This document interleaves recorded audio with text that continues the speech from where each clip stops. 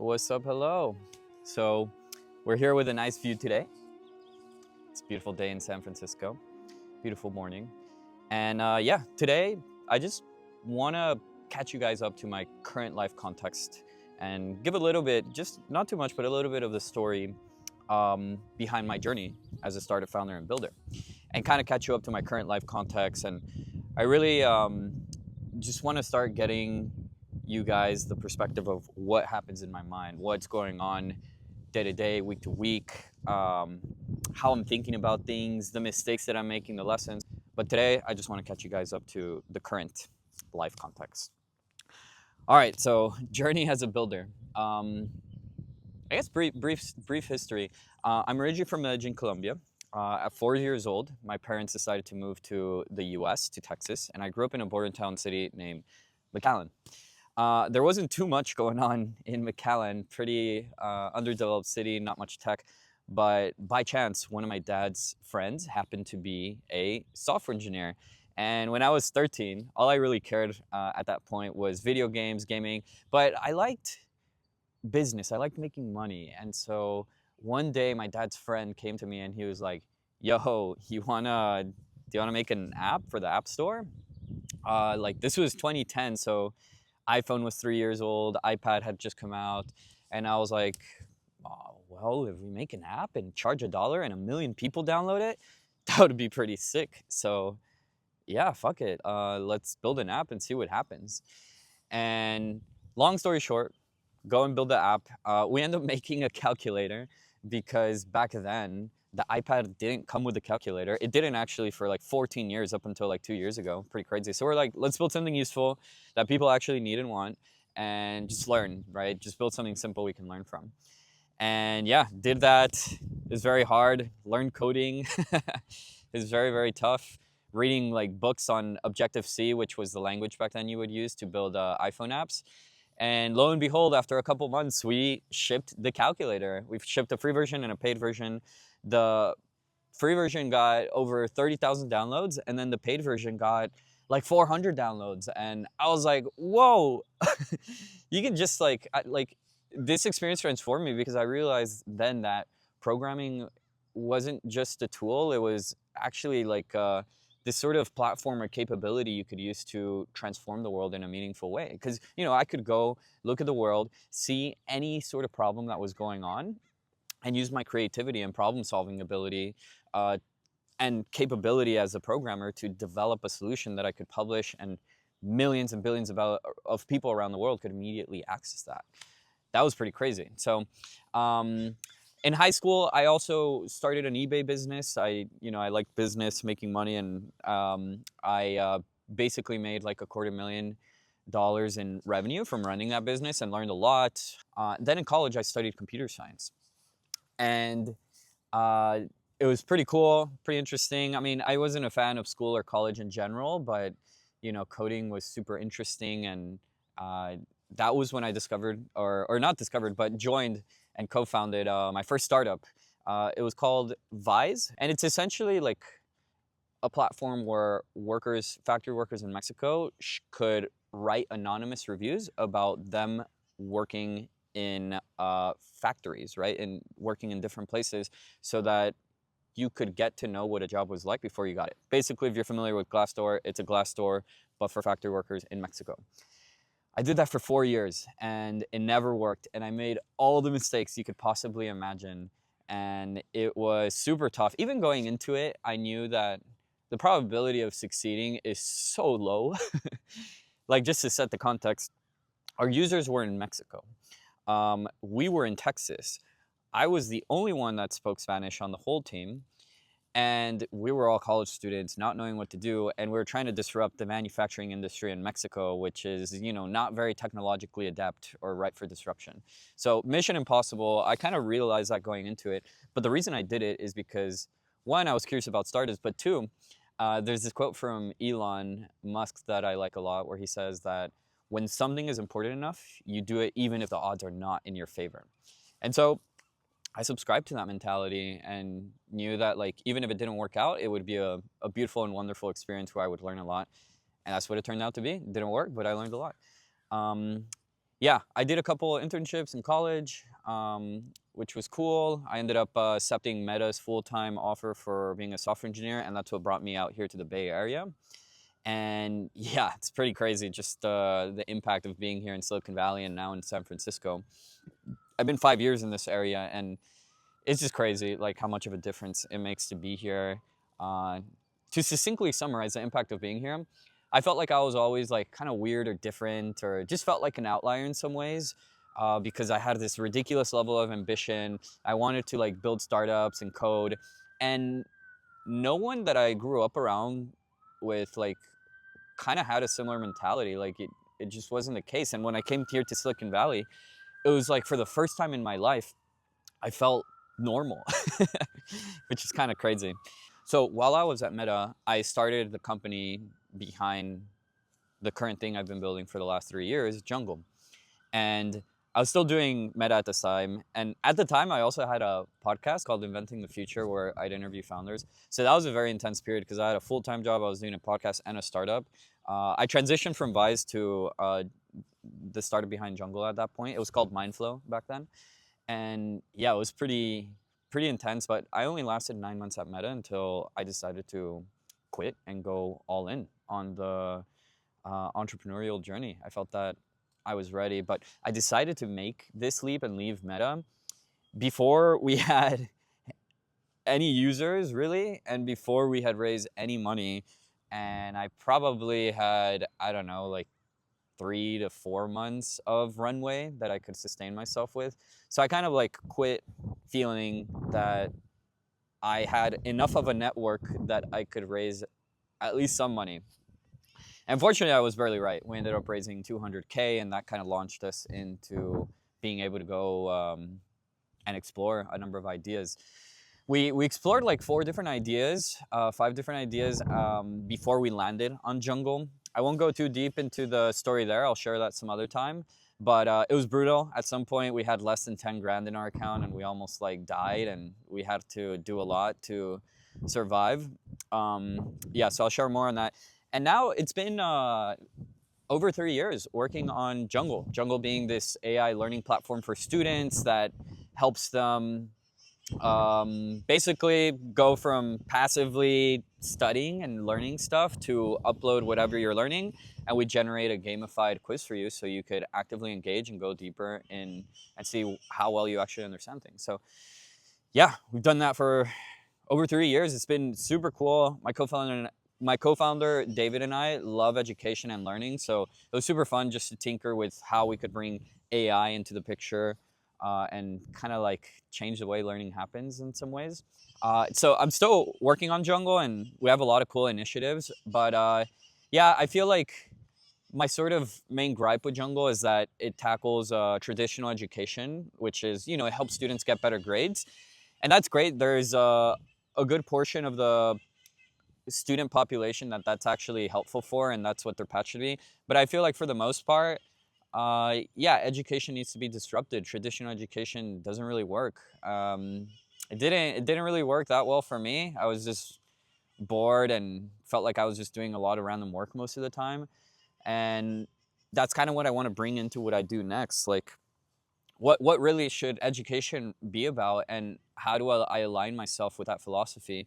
And there's a lot I can say on education, but I feel like the core thing I constantly think about when I think about education and what it should be is agency. It's basically this sort of journey and path and skill of being able to figure out who you are and what you want and what you want to create, what you want to be, what you want to do in this life, and having the agency to go and figure that out, to go and explore and try stuff out, to fail, to fall on your face, to sort of change paths and directions when you need to, and even though it feels uncomfortable, and really to just get clarity on what it is that you want and what gives you meaning in life, and to actually be equipped with the knowledge, the tools, the mindsets, the strategies, the tactics, the people, the relationships, the resource, anything you need to actually go and make it happen. I kind of break down like this journey of fulfilling your dreams or your path or your vision into two steps. One is just clarity. What is it that I want?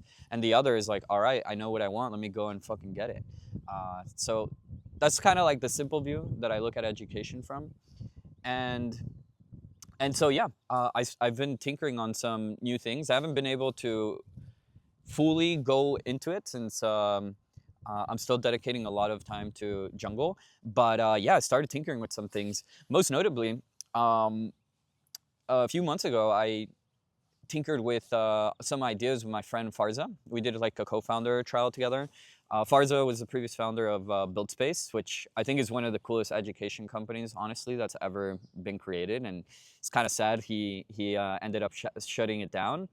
But it's okay. He's back at it, building Clicky, and it's super cool to see him on his journey. But yeah, like 2 months ago, I was actually tinkering with some ideas with him, and that experience and those ideas we explored made such a big impact on me, and it's just kind of like kept revolving around my head.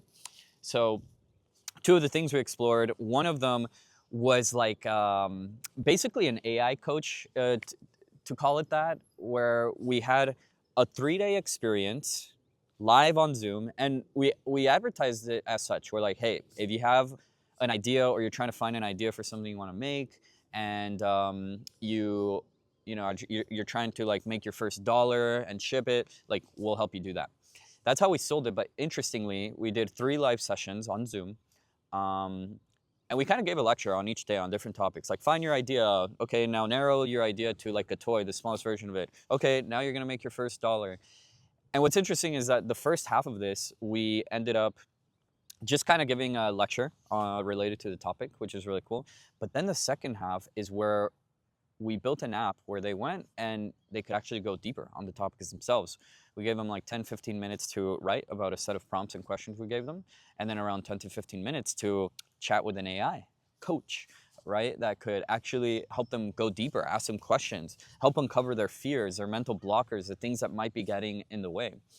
And man, it was just crazy. It was so cool. Like so many breakthroughs people had, and the AI actually did a really good job of helping people identify what the fear, the limiting belief in their head was, and actually like help reframe it, break it, and push them towards taking action, which is really at the end of the day with anything you want to do, personal growth or startup or building, creating related, like taking action is the main thing that really freaking matters the most. And it's the things that we're most fearful of doing that actually lead to the most growth or the biggest impact.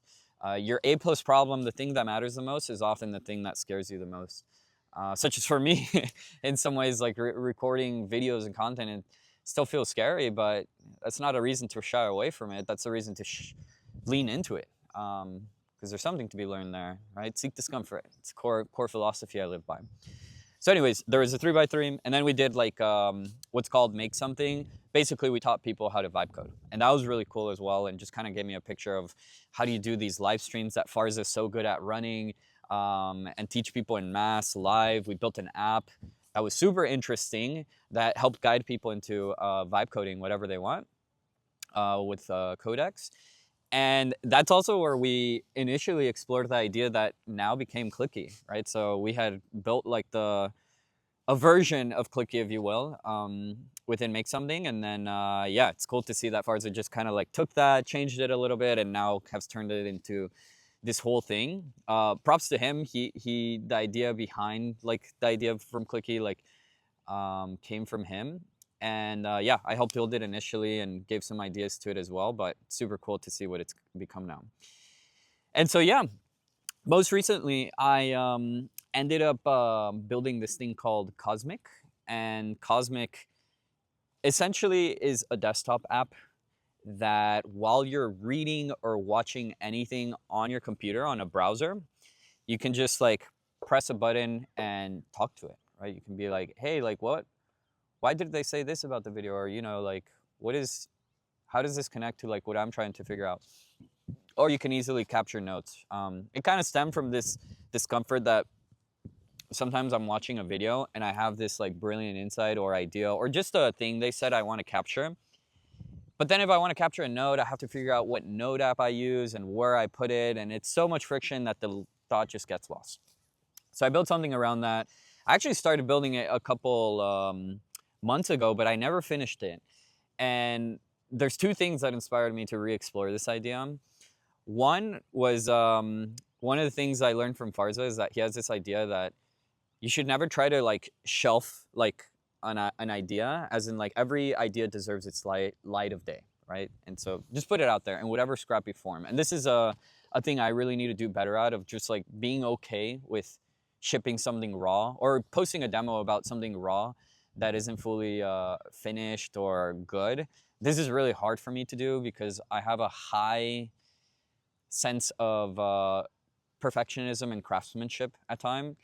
And craftsmanship is good, perfectionism can be as well, but it kind of gets in the way sometimes. So anyways, I built Cosmic, but oh, the other reason I did it is because Cosmic has something to do with this idea of a second brain, and right, where you like store all your knowledge, your personal knowledge management system, because you could save the content you were consuming. And so I was like, ooh, I can like leverage the hype to build this and make it go viral. And honestly, one of the mistakes here is that I was too focused on virality and not focused enough on like, do I actually want this? Do I care about this? Like, how well does this align with who I am and what I care about? And so in the end, long story short, I no longer feel as drawn to Cosmic. I think there's a version of it that would be really cool, but I don't want to work on it anymore. And the main thing that I think I learned here is that with any idea I decide to do, there's sort of like three different perspectives that I think are important to consider.